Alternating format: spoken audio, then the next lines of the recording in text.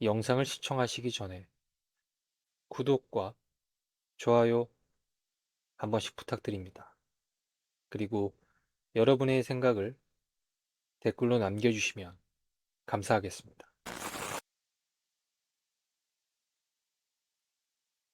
처음 이 일기 비슷한 종이 뭉치를 건네받았을 때, 이 업무를 빨리 마치고 휴가를 갈 생각에 들떠 있었다. 그리고 대수롭지 않게 책상 위 한쪽에 대충 던져두었고, 무엇을 먹을지, 어디로 가야 할지 등을 생각했었다. 왜냐하면 이 일기장을 작성한 사람은 이미 사망하였다 하고, 이 일기장 같은 종이 뭉치들의 재조사는 금방 끝낼 거라 생각했기 때문이다. 결론부터 말하자면, 난 휴가를 가지 못했고, 아직까지 이 업무를 놓지 못하고 있다. The store is now closed. Please exit the building. 그러니까 내가 유일하게 생각해낼 수 있는 건 내가 갑자기 미쳤다거나 무언가에 홀린 게 아닐까라는 생각을 해본다. 설마 내가 그렇게까지 길치라고는 생각하지 않았는데. 글을 쓰는 지금 현재 난 이케아에 이틀째 갇혀 있다. 여기 있는 내내 다른 사람들을 본 적은 없고 처음에는 몰래카메라인 줄 알았다. 이것을 미로처럼 바꿔놓고 다른 사람들은 싹 내보낸 다음 내가 길을 잃는 데까지 얼마나 걸리는지 보면서 모두들 실컷 웃는 걸 거라고. 하지만 내가 왔던 길을 되짚어가려고 했을 때 그게 아니라는 걸 깨달았다. 모든 게 달라져 있었고 결국 길을 잃었다. 출구 대신 그냥 책장들이 줄지어 서 있을 뿐이었다. 그러니까 난 이케아에 갇혔구나. 재미없는 농담처럼 들릴지 모르겠다. 그런데 밤 10시에 모든 불이 꺼졌다. 땡하는 큰 전자음 소리에 칠흑 같은 어둠이 찾아왔고 난 심장마비에 걸릴 뻔했다. 그래도 여기에는 침대가 넘쳐나고 아직 내 핸드폰이 불빛을 만들어준다. 여전히 서비스 지역이 아닙니다. 라고 나오지만. 그래서 침대를 찾아서 자러 갔다.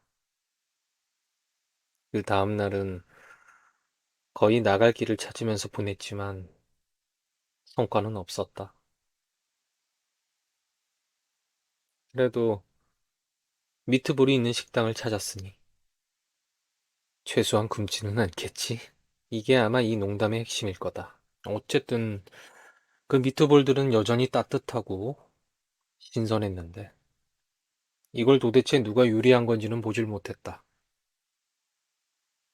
불빛이 다시 꺼지고 어두워서 못 찾게 되기 전에 다시 침대들이 있는 곳으로 돌아왔다. 9시 10분. 방금 전에 다시 불빛이 켜졌다. 지금 내가 들어온 곳 근처는 샅샅이 뒤진 것 같고 출구는 여기 없는 것 같으니 어느 쪽으로 갈지 선택하고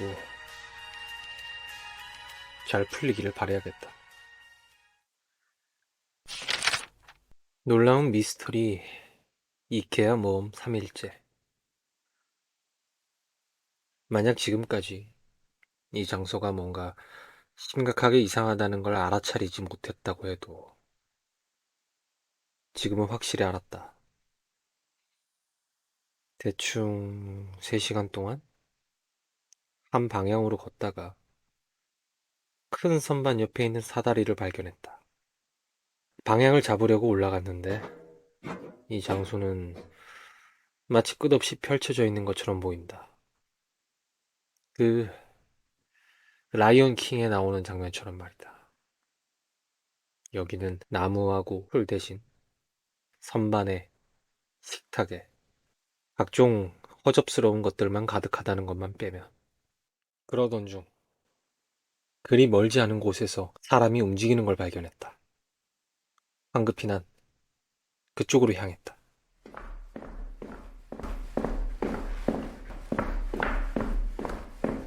유니폼을 입고 있어서 처음에는 직원인 줄 알았다. 그럴지도 모른다. 슈퍼 이케아라면 길쭉한 팔에 짧은 다리에 얼굴이 없는 2미터짜리 괴물을 꼭 채용하고 싶어 할 테니. 그래도 그 망할 놈은 날 완전히 무시했는데 눈이나 귀가 없어서 내가 거기 있는 걸 알아차리지 못했는지 모르겠다. 놈이나 다른 뭔가를 밀어서 주의를 끌어볼까 했지만 그 손이 수박을 부숴버리고도 남을 정도로 큰 걸 보고 안 하기로 했다. 그놈은 계속 돌아다니기만 했고 결국에는 내 시야 밖으로 사라져서 난 가던 방향으로 계속 나아가야겠다고 마음먹었다. 어쨌든 오늘은 편안한 침대가 없다. 이 상점의 말도 안 되게 딱딱하고 뾰족한 식탁 코너에 들어선 듯 식탁보를 뭉텅이로 가져다가 써야 할 것 같다. 낮 동안 핸드폰 배터리도 다 떨어졌다. 어쨌든 작동은 안 했지만 내가 필수적인 생명줄 하나를 잃어버린 느낌이 든다. 사람들이 복도에 있는 문으로 들어가더니 바로 똑같은 복도에 있는 다른 문에서 튀어나오는 내용의 만화를 본 적이 있나? 지금 내가 딱 그 기분이다. 이틀 동안 똑같은 책장 말고는 아무것도 못 봤다. 그냥 줄지어 서 있는 책장들. 다음에 또 책장들. 다음에 책장들. 내 말은 나도 보통 사람들처럼은 책을 좋아하지만 이건 너무하잖아. 여전히 앞으로 나아가고 있는 것 같기는 하다. 머리 위에 달려있는 표지판들을 지나치고 있으니까. 하지만 슬프게도 그 중에서 출구라고 쓰여 있는 건 없다. 내가 저 질문을 누구한테 한 건지가 확실하지 않네. 그냥 내가 여기서 나갔을 때 쓸 자서전을 위해 연습해 둔 거라고 생각해 두자. 제목은 일반적인 낡은 이케아로 향한 내 완벽하고 평범한 여행이라고 지어야겠다. 내가 여기서 나간다면 말이야. 마침내 다른 사람들을 찾았다. 그래, 여기 갇힌 불쌍한 사람이 나 하나는 아니었던 거다. 운이 좋았던 거지, 나한테는. 6일째 밤에 그 직원놈들 둘이 어둠 속에서 나한테 찾아왔다. 처음에 본 것과는 달랐지만 여전히 엉망진창인 모습이었고 놈들이 오는 소리가 들렸고 상점은 문을 닫았으니 나더러 나가라고 했다. 아주 상냥하고 친절하게. 놈들한테 입이 없다는 거하고 그 말을 하면서 날 죽이려고 달려들고 있었다는 것 중에 뭐가 더 이상한 건지 모르겠다. 놈들은 광견병 걸린 개마냥 달려들었다. 그래서 난 도망갔다. 어둠 속에서 미친 사람처럼 이케아를 뛰어다녔다. 또 다른 거대한 선반이 서 있는 곳을 지나갔을 때 횃불과 조명등으로 온통 밝혀진 그곳을 봤다. 그 사람들이 여기에 마을을 통째로 만들어 놓은 것이다. 선반하고 침대하고 식탁하고 기타 등등 잡다한 것으로 아예 거대한 벽을 만들어 놓았다. 어쨌든 내 생각에 그 사람들은 내가 오는 걸 본 것 같은데 문을 열어놓고 사람 2명이 손을 들고 있었기 때문이다. 문이 닫히고 내 등 뒤로 그 직원 같은 게 부딪히는 게 들렸다. 여전히 친절하게 상점은 지금 문을 닫았다고 알려주고 있었고 결국엔 그것들도 떨어져 나갔다. 그 사람들은 이 마을을 교환소라고 불렀는데 바로 위 천장에 매달려 있는 표지판에 그렇게 써져 있었기 때문이다. 교환 및 환불. 어둠 속에서 불을 밝히려고 그 사람들은 조명을 찾아서 전선을 연결해 두었다. 그리고 침대와 음식과 사람들이 있었다. 보통 크기의 팔다리와 이목구비를 모두 가진 경이로운 사람들이 50명이나 넘게 있다니. 여기서 보내는 7번째 밤이고 어둠 속에서 보내지 않은 첫 번째 밤이다. 이케아에서 꼬박 일주일을 살다니. 아마 여기에 대한 TV쇼도 나올 거다. 이제 다른 사람들과 같이 있다 보니 평범한 기분이 든다. 평범하다는 건 틀린 말 같기도 하다. 자기 발소리 말고는 아무 동료도 없이 일주일을 보내고 나니 이제 정신이 나가겠다는 생각이 팍팍 들고 있었다. 내가 지금 푹신푹신한 벽이 있는 어느 방에 묶인 채로 벽에다가 머리를 박아대고 있는 게 아닐까? 아니, 이제는 내가 정상인 것 같다. 다행히도. 이것 말고도 다른 마을들이 있다고 한다. 어떤 데는 사람이 더 많고 어떤 데는 더 적고 정신이 아득할 정도였는데 도대체 그 많은 사람들이 아무도 모르게 실종되는 게 가능하긴 한 건가? 분명히 누군가는 이케아에 갔던 모든 사람들이 싹 사라진다는 걸 알아챘을 것 같은데. 아니면 모두 다 사라지는 건 아닐지도. 여기 우리만 참 운이 좋았던 걸 수도 있다. 여기 사람들은 그 직원 괴물들을 그냥 직원이라 부른다. 확실한 건 놈들은 낮 동안에는 멀쩡하고 복도를 걸어 다니면서 자기들 할 일을 한다. 하지만 불이 나가는 순간 그놈들은 돌아버린다. 그래서 낮 동안에 사람들은 나가서 음식과 물, 다른 생필품을 찾아온다. 여기에는 식당과 상점도 있고 무작위적이지만 물품들이 채워진다고 한다. 어떻게 그렇게 되는지는 아무도 모른다. 아마도 그 직원들이 하는 걸지도. 확실한 건 놈들은 자기 일을 제대로 못하고 있는데, 왜냐하면 물품을 채워 넣는 게 한참 걸리기 때문이다. 그래서 식량은 배급제를 통해 주는 중이다. 아마도 놈들이 밤중에 사람들을 쫓아다니는데 열중해 있지 않았다면 일을 좀 더 했겠지. 어쨌든 밤이 되면 그 직원들은 미쳐버리고 모든 사람들은 벽 안으로 들어온다. 이 장소의 모든 마을에서 그건 똑같아 보인다. 이 장소가 당최 뭐든 간에 모든 다른 이케아가 생겨난 본래의 이케아일지도. 아니면 우리는 여전히 평범한 이케아 안에 있는 거고 이건 너무너무 지루해서 만들어낸 무슨 환상일 수도 있다. 누가 알겠어? 여기 있은 지 10일이 됐다. 내가 물어본 대부분의 사람들은 오래전에 기록하는 걸 그만뒀다고 했고 크리스라는 사람은 여기 몇 년째 있었다고 했다. 몇 년이라니. 듣자하니 여기서 나가는데 성공한 사람들이 있다고 한다. 그리고 출구가 눈앞에서 사라지는 걸 본 사람들도 있고 모든 사람이 그걸 믿는 것 같지는 않지만 난 믿는다. 우리가 애초에 여기에 왜 갇히게 되었는지 설명해 주니까. 그러니까 내 말은 그 직원 괴물들의 고품질의 스웨덴 가구들이 줄지어서 끝없이 펼쳐져 있잖아. 여기서 사라지는 문을 찾았다는 이야기가 왜 그렇게 믿기 어려운지 모르겠네. 어쨌든 오늘은 산드라, 제리와 함께 근처 상점에서 음식을 찾아 뒤지고 다녔다. 이 장소의 주요 랜드마크들을 알게 되면 길을 찾는 게 크게 어렵지는 않다. 이 머리 위에 표지판은 정말 큰 도움이 되고 그 밖에도 있다. 그 거대한 선반들에서 멀지 않은 곳에는 선반들이 서로 무너져 내린 곳도 있는데 거기서 동쪽으로 멀리 보면, 그러니까 우리는 모두 거기가 동쪽이라고 추측하는 중이다. 이케아에서 나침반을 팔지는 않으니까. 천장 꼭대기까지 뻗은 무슨 나무로 된 탑 같은 게 있다. 밤에 불이 들어오는 걸 봐서 거기에도 사람들이 있는 것 같긴 하지만 거기까지 가려면 며칠은 걸릴 테고, 즉 여기서 몇 킬로는 떨어져 있다는 뜻이다. 그래서 여기 있는 사람들 중에 확실하게 알고 있는 사람은 없다. 듣자하니 내가 저 밖에서 일주일 동안이나 퍼질러 자면서 그 직원들에게 갈기갈기 찢기지 않은 건 믿을 수 없을 정도로 운이 좋은 거였다고 한다. 그게 바로 나다. 상점에서 음식을 좀 찾았다. 밤중에 직원이 채워놓은 것 같은데 좋은 일이지. 벽에는 전화기가 붙어 있었고 한번 시도해봐야겠다는 생각이 들었다. 반대쪽에서 목소리가 들려오긴 했는데 아무 의미도 없이 아무 말이나 되는 대로 주절거렸다. 실어증 환자가 말하는 영상을 본 적 있나? 뭐 그런 식으로 말을 했다. 어쨌든 내가 말을 해도 대답해주지 않았다. 산드라는 여기 있는 모든 전화기들은 다 그렇다고 말해주었다. 아, 내가 또 일기랑 대화를 하고 있었네. 어젯밤에 생각을 해봤다. 이 장소의 천장은 꽤나 높고 우리가 아는 한 끝없이 이어져 있다. 여기에도 날씨 같은 게 있어야 하는 거 아닌가? 나사 건물 중 하나가 너무 커서 구름 같은 고유한 날씨 패턴이 생겼다는 이야기를 들어본 적이 있는 것 같다.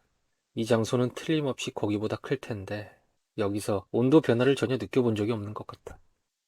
이걸 괴상망측한 헛소리 리스트에 추가해야겠다. 어젯밤 직원이 교환소를 공격했다. 상점에서 나가라고 나긋나긋하게 말하면서 맨손으로 벽을 때려 부수려고 드는 놈이 20명?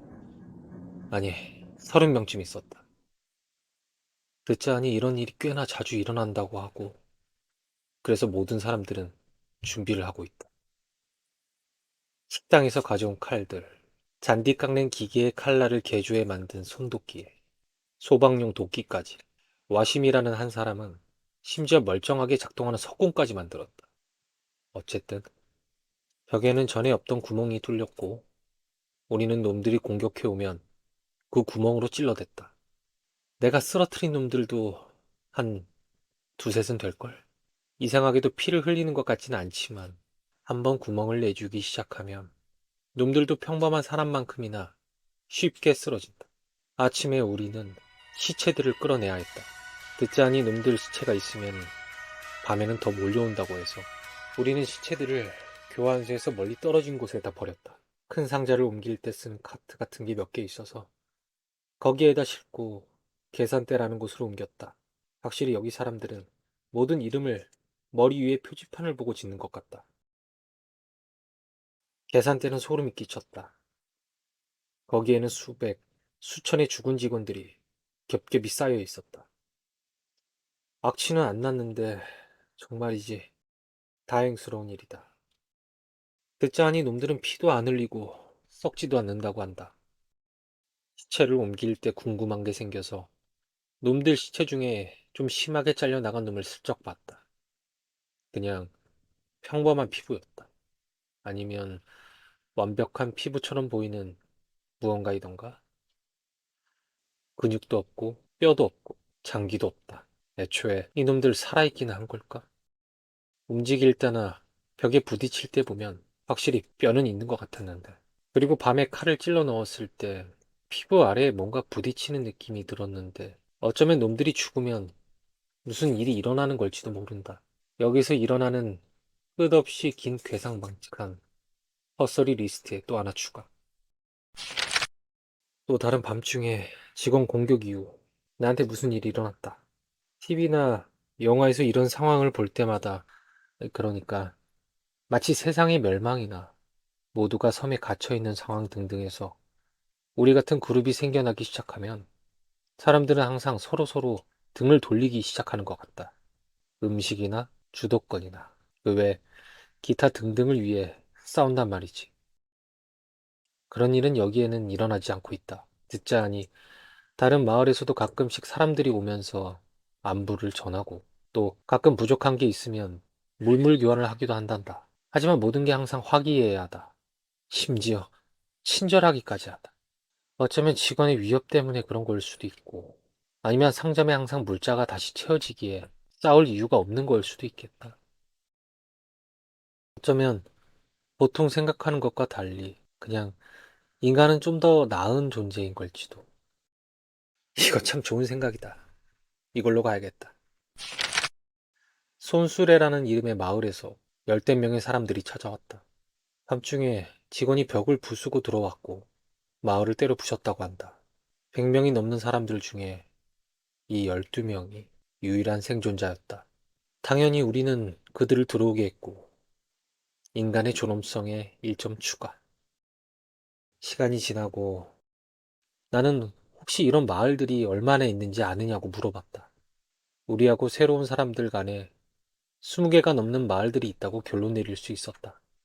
사람들로 꽉꽉 채워진 20개의 마을이라. 또 저 너머에는 얼마나 있을까?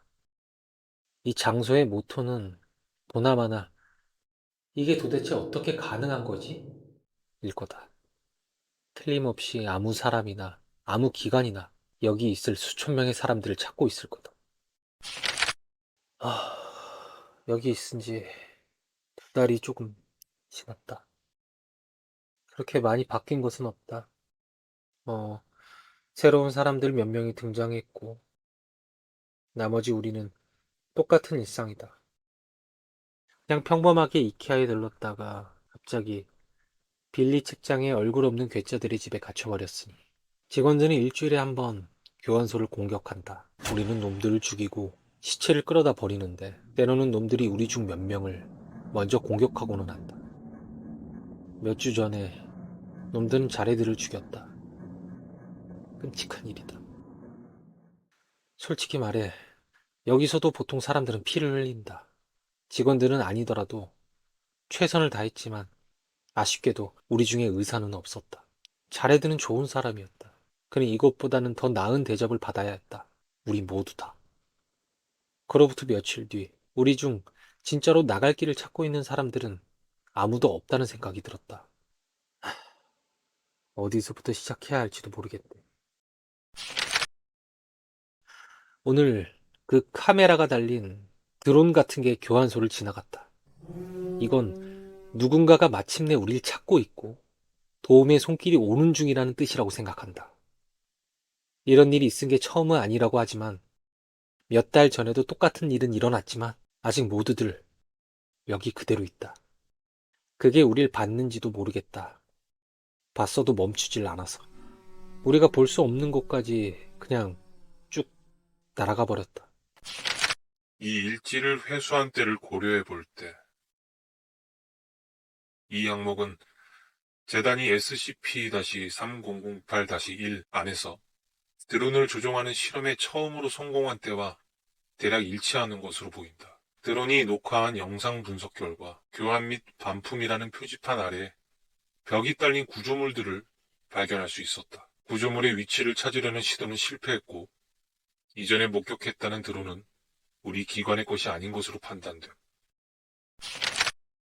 오늘 저녁 식사 동안 사람들에게 집에서 그리운 게 뭔지에 대해 말하기 시작했다.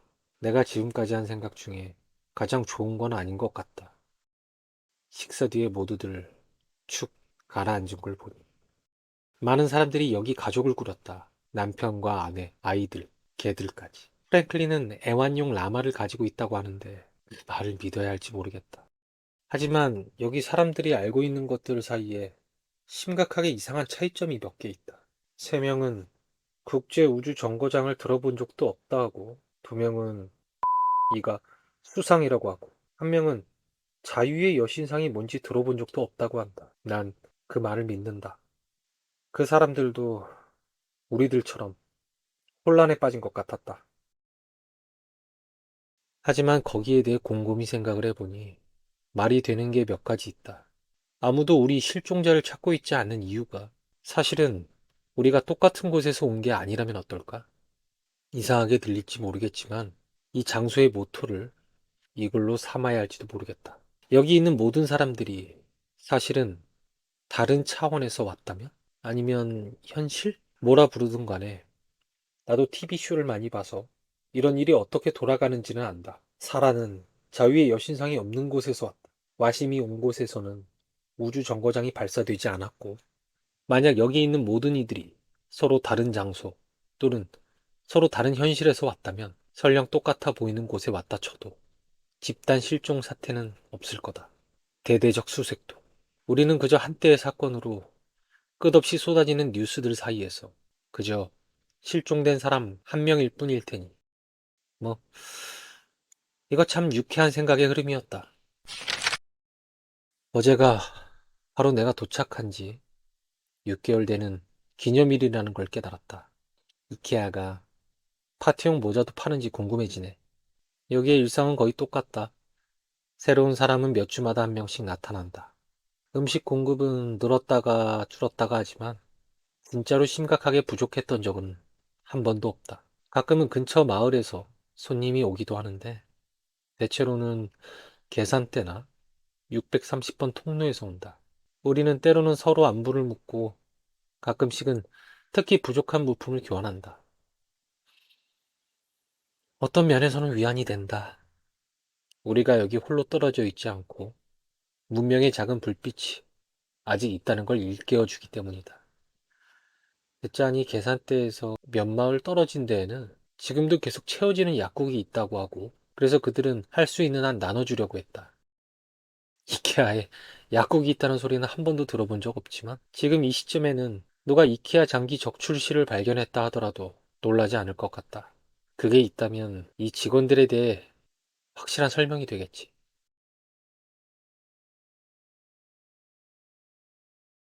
우리의 얼굴 없는 간수들에 대한 말이 나와서 말인데 놈들의 공격이 점점 심해지고 있다. 이제는 일주일에 서너 번이고 옛날에 비하면 두 배는 많은 직원들이 몰려온다. 놈들이 어디서 오는지, 왜 공격이 심해지는 건지도 알 수가 없다. 몇 주 전에는 낮에 놈들 중 하나를 따라가 보려고 했다.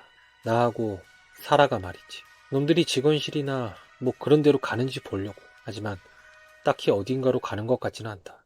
그냥 통로를 아무렇게나 돌아다닐 뿐 아무것도 알아내지 못한 채로 돌아와야 했다. 벽을 보강하면서 무장을 강화하는 중이다. 물품이 부족하지는 않다. 와심은 석궁을 추가로 만들고 있지만 상당히 느리다. 이케아에서 총을 안 파는 게 너무 안타깝다.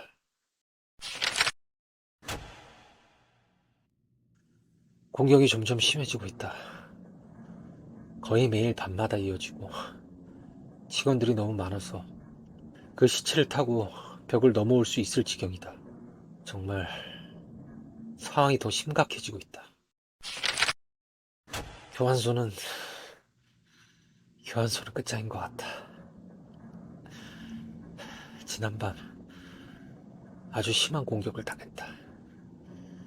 사상자는 많지 않지만 벽이 박살났다. 또 우리는 마침내 왜 이 공격이 심해지는지도 깨달았다. 직원 한 놈의 덩어리가 들어있는 물품 상자가 하나 있었다. 도대체 어떻게 가능한 건지는 모르겠지만 멀쩡한 직원뿐 아니라 덩어리 하나만 있어도 놈들을 끌어들이는 것 같다. 어쨌든 지금은 너무 늦었다. 치우기에는 시체가 너무 많고 밤이 오기 전에 벽을 고쳐야 한다. 캔디스가 회의를 열었다. 이 교환소를 버리고 계산대나 다른 데에 도움을 청하자는 얘기가 나올 것 같다. 하지만 이미 밤이 되고 있다. 우리가 성공할 가능성이 있을 것 같지가 않다. 어쩌면 우리 중 일부는 성공할지도 모르지. 결국 난 어둠 속에서 일주일을 보내고도 멀쩡했으니까. 하지만 내가 얼마나 계속 운이 좋을 수 있을까? 결말을 내야 할 것 같아서 이걸 계속 써나가는 것 같다. 나 자신을 위해서든 아니면 이걸 발견하는 다른 사람을 위해서든. 만약 이게 마지막 글이 된다면 제발 이곳 밖에서 읽고 있는 거면 좋겠다. 내가 가장 두려워하는 거? 내가 오늘 밤 여기서 죽었는데 아침에 다시 여기서 눈을 뜨는 거다. 이 부분이 마지막 항목이다. 계산대에 가려고 하던 중 그는 SCP-3008-2 개체에게 쫓기면서 다른 사람들에게서 떨어지게 되었고 우연히 출구를 맞닥뜨린 것으로 보인다.